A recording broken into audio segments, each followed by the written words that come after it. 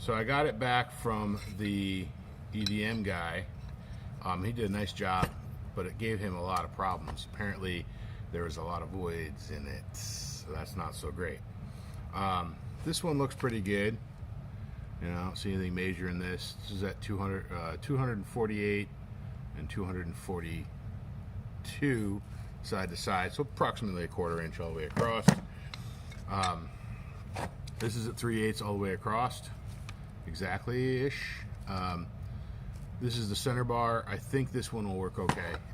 There's a few flaws that look nasty, and I can't tell until I etch it how bad they are. Unfortunately, I can't etch it until I have my electricity back on because I need to grind the surface. There's a nasty flaw right along this edge right here, and I think that's the edge bar. I can't tell where it is in the pattern. It might be the spine, it might be the edge. That one looks like I can close it up if I just put another casing on this and run it again. There's one right here that's pretty big, and that one seems to go on not quite all the way through, but there's another one over here, so it's probably running diagonal. Not so good. What I might do on that one is just cut in and fold that out to the tang. There's another one right here which I may be able to close up with a ball peen, and there's a very slight one here that I think I can close up by casing this.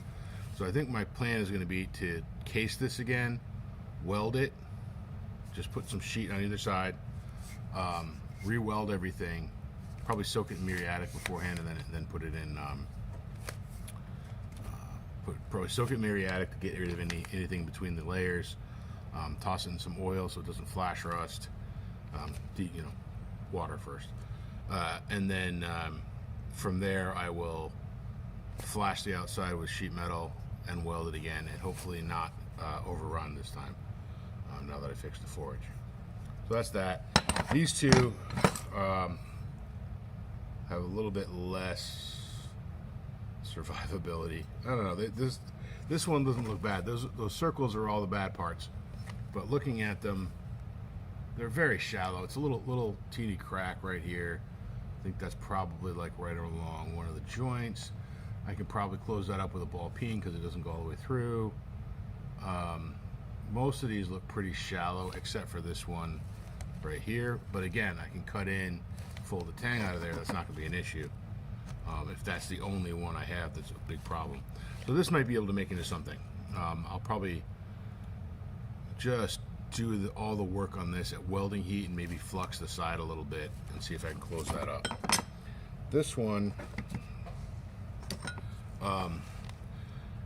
has a couple nasty ones, but it actually isn't as bad as the other side. So this one is probably going to be the most successful. It looks like all the flaws were shallowing out to one side, and I think that was probably the side that was away from the burner when I was overrunning the forge. So it was just a little bit cooler. It didn't get overheated quite as much, and that became less of an issue.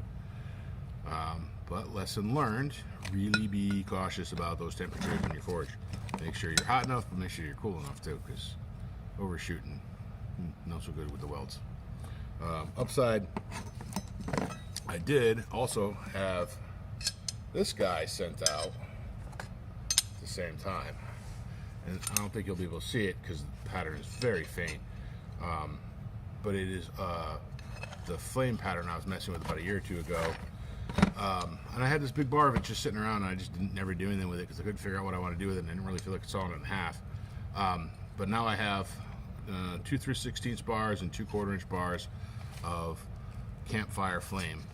So that was a campfire pattern that Jamie had come up with the, where you do W's, so they kind of do this, and then that was chevroned from the center, so the flames were going this way.